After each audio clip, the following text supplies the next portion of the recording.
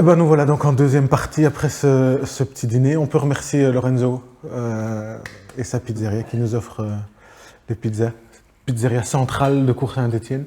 Une institution. Qui est une institution historique effectivement. Et donc ça lui tenait à cœur de participer à sa manière aussi à cette petite soirée.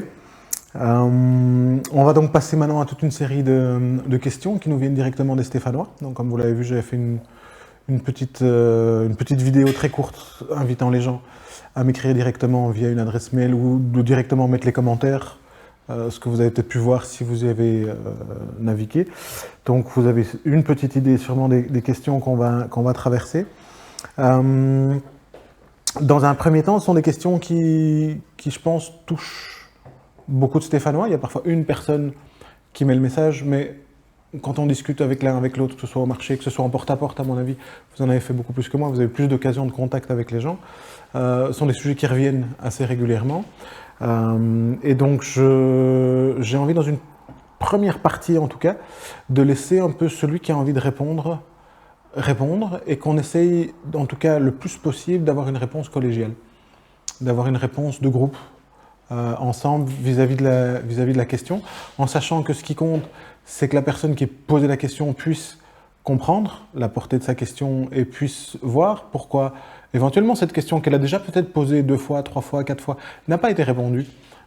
Et ce qui ne va pas, ou on parlait des limites, on parlait des contraintes là tantôt, on parlait des limites de compromis aussi entre la légalité, entre les moyens techniques, entre les moyens financiers, entre l'idée d'avoir une commune qui doit encore refaire ses finances aussi, qui ne peut pas tout faire comme elle le veut.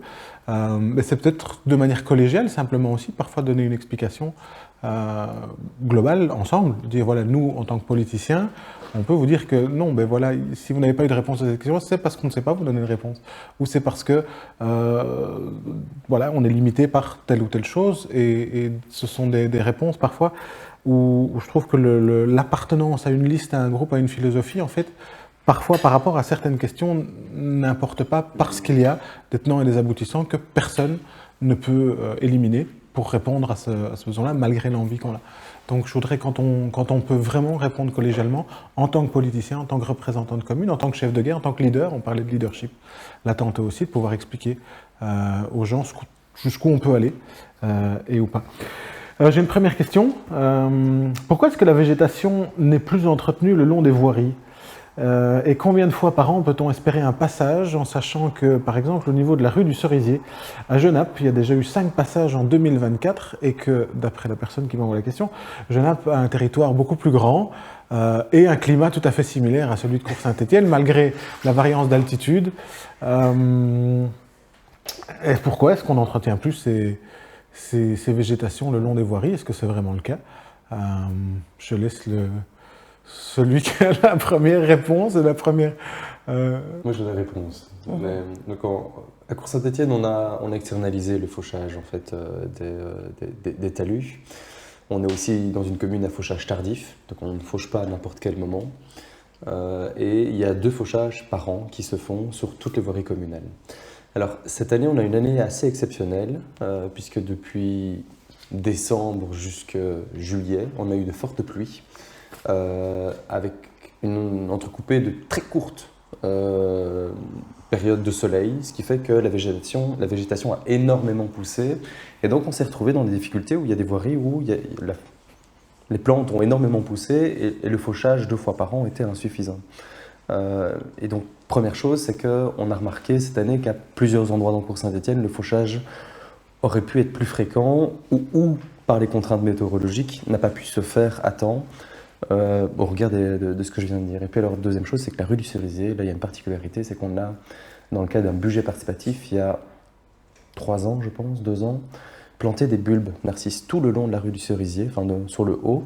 Et donc le fauchage, on le fait de manière parcimonieuse, justement pour que ces plantations participatives qui sont faites il y a 2 ans et demi, 3 ans, ressemblent à quelque chose. Parce qu'il ne s'agit pas d'aller raser tout ce que les citoyens ont été plantés il y a 2 ans et demi. Et donc à mon avis, le citoyen qui interroge sur cette partie-là. Il y a une partie plus basse dans la rue du Cerisier qui est beaucoup plus boisée. Là, la difficulté, c'est les limites administratives. C'est qu'on est dans des fonds de terrain et parfois il y a les arbres ou des arbustes qui sont chez le particulier. Et donc le service environnement de la commune ne peut pas lui-même faucher chez le particulier, il doit avertir le propriétaire ou l'occupant en lui demandant de faire le nécessaire, ce qui peut parfois prendre plus de temps et ce qui quelque part induit une incompréhension chez le citoyen parce qu'il ne comprend pas pourquoi sa rue est mal entretenue quelque part.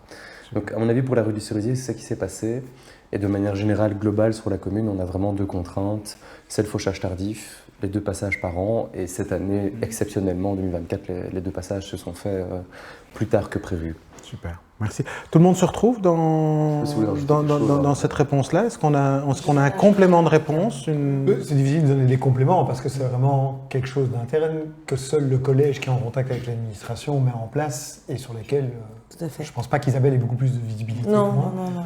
C'est une question que, par contre, qu'on a, en tout cas moi j'ai, mais je pense toi aussi, reçu énormément en porte-à-porte. Et au-delà des talus sur les sentiers communaux et tout, où là, à ma connaissance, mais Steve me contredira peut-être, ce n'est pas entièrement externalisé, il y a une partie qui est internalisée, et sur lesquelles, effectivement, il va falloir sans doute s'adapter au fait que les ronces, elles adorent cette alternance pluie-soleil, oui. Et que ce n'est pas le promeneur qui va entretenir un sentier. Un promeneur, ça entretient la trace du sentier, mais ça ne se promène pas avec son sécateur pour les ronces qui fleurissent. Mais je pense que c'est des adaptations à faire au fur et à mesure par rapport à la réalité de terre. Ça pourrait être un projet à lancer, une promenade nettoyage. Pour entretenir les sentiers. Voilà. Donc demander à des citoyens de venir avec leur sécateur. De démarrer une balade avec un petit sécateur à main, une paire de gants, faire une promenade qui soit un peu événementialisée avec un fond de musique, avec quelque chose qui est vraiment une promenade, un peu à l'image d'une marche adepte, mais d'une marche stéphanoise où on se dit on y va ensemble. Pourquoi pas, on fait une gigantesque fête des voisins. Pourquoi pas, mais qu'il soit organisé, parce que je crois qu'il ne faut pas non plus aller tailler n'importe comment, n'importe quand. Voilà, l'idée est d'événementialiser, de dire on en fait un événement. Ouais, voilà, et bien entouré, quoi, avec des personnes qui s'y connaissent et qui puissent dire vous coupez pas où, partout, n'importe comment, à n'importe quelle saison, bien entendu, quoi. Et puis ça peut être un événement unique, un peu emblématique, qui permet de sensibiliser, de visibiliser nos sentiers, parce qu'on a à Court-Saint-Étienne, on a un très beau patrimoine de sentiers, de balades, que le patrimoine stéphanois, cartographié et tout. Ça ne peut pas être la réponse structurelle non plus. Enfin, c'est comme l'opération nettoyage de la région wallonne.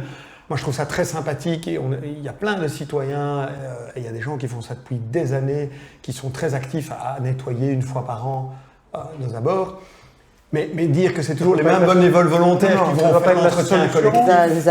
Mais c'est dans l'idée de se dire, pour le moment, puisqu'on n'a pas pu vraiment anticiper forcément ces poussées violentes, est-ce que en attendant, pour la suite on peut faire, on peut travailler de manière créative, quoi. Oui, moi j'aime bien l'idée, mais effectivement, comme Isabelle et Xavier l'ont dit, il y a la réalisation concrète sur le terrain, et puis il n'y a rien à faire. Chaque personne entretient son jardin différemment. Donc aller entretenir des sentiers en commun, ça va être très compliqué. Ouais, je crois que ce qu'il faut axer par contre, c'est plutôt le renforcement du service espace vert, et de se dire qu'à l'avenir, en fait, les sentiers doivent pouvoir être entretenus en permanence, toujours avec des contraintes météorologiques, parce qu'aujourd'hui on a un service espace vert comme celui qui a été externalisé, qui a eu énormément de difficultés à travailler sur l'entretien des sentiers et des chemins, mais je pense que c'est beaucoup plus pertinent en tant qu'autorité publique de se dire qu'on va compter sur un renforcement du service espace vert, voire des moyens techniques complémentaires et supplémentaires, plutôt que de se dire ok, on va faire une action de sensibilisation qui risque en fait en termes d'encadrement d'être assez compliqué. Je suis pas contre, hein, c'est pas ça que je dis, mais je pense que c'est compliqué. Exactement, tout à fait. On est bien d'accord.